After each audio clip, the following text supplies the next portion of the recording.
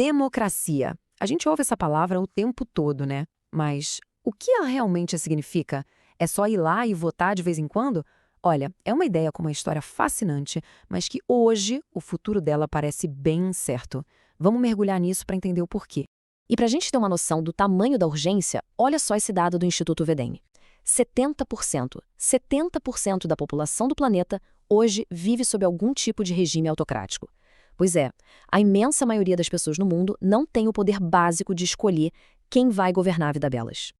Então, para a gente desembolar essa história, nosso roteiro vai ser o seguinte. Primeiro, o que é democracia de verdade? Depois, um pulo na história para ver de onde essa ideia veio.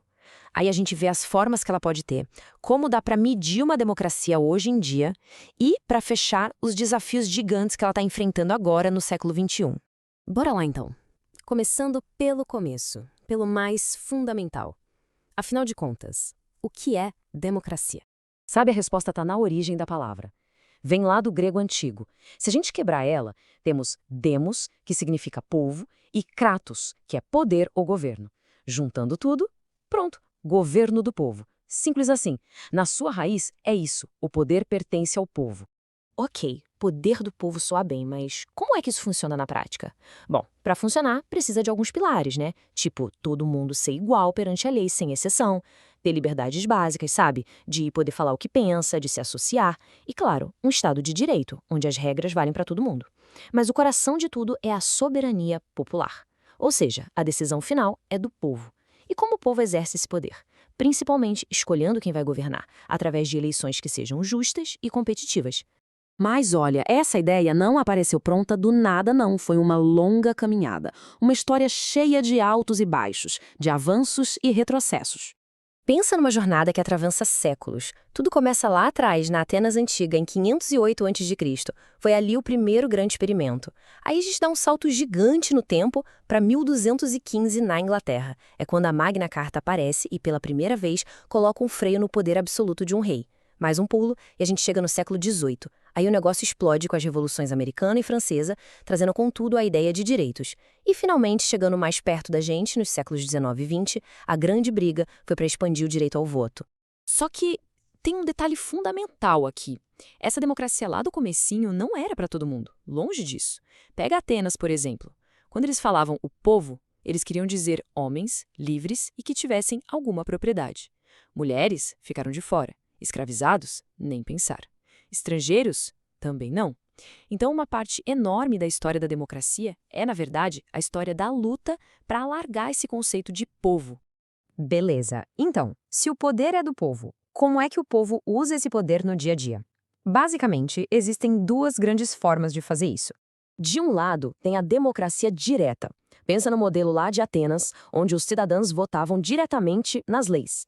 Do outro lado, tem a representativa, que é a que a gente mais vê hoje em dia. Nela, a gente elege representantes para tomar as decisões em nosso nome. A direta é, digamos, a ideia no seu estado mais puro. Já a representativa é a solução que se encontrou para fazer a coisa funcionar em países com milhões de pessoas. Certo. Aí vem uma questão espinhosa. Um monte de país por aí se auto-intitula democracia. Mas como a gente sabe o que é de verdade e o que é só fachada? Como dá para medir o nível de democracia de um lugar?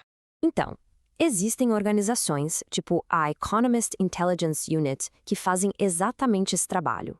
Elas criam uns índices que classificam os países desde democracias plenas, que são as mais consolidadas, até regimes autoritários. E isso ensina uma coisa super importante. Democracia não é um botão de liga e desliga, é uma escala, uma questão de qualidade. E essa complexidade toda talvez explique aquela famosa frase do Winston Churchill, né? Que a democracia é a pior forma de governo, com exceção de todas as outras. Ela captura perfeitamente essa tensão. A gente sabe que a democracia tem um monte de problemas, mas quando a gente olha para as alternativas, aí a coisa complica. O que nos joga direto nos desafios de hoje. E agora a gente chega no ponto final, e talvez o mais preocupante de todos. Como é que a democracia está lidando com as pressões do nosso tempo, do século XXI? Olha, os especialistas já têm até um nome para esse fenômeno global: retrocesso democrático. O que isso quer dizer? Quer dizer que já faz mais de 10 anos que os relatórios mostram a mesma tendência. Os direitos e as liberdades estão encolhendo em vários lugares do mundo. Países que pareciam estar no caminho certo, de repente começaram a andar para trás. Mas por que isso está acontecendo? Parece que é uma espécie de tempestade perfeita, sabe?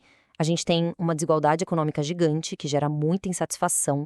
Isso abre espaço para a ascensão do populismo, joga aí no meio o poder absurdo das campanhas de desinformação. O resultado, uma polarização política que chega a um ponto que as pessoas nem conseguem mais conversar. E, no fim, tudo isso acaba resultando em ataques diretos aos pilares da democracia. E tudo isso nos deixa com a grande pergunta: qual é o futuro da democracia? Se a história ensina alguma coisa, é que ela nunca foi garantida. Não é um estado permanente, é uma conquista, um processo que exige luta constante. E talvez o primeiro passo para garantir que o governo do povo não vire só uma página nos livros de história seja exatamente este: entender de onde ele veio, como ele funciona e, principalmente, quais são os perigos que o ameaçam hoje.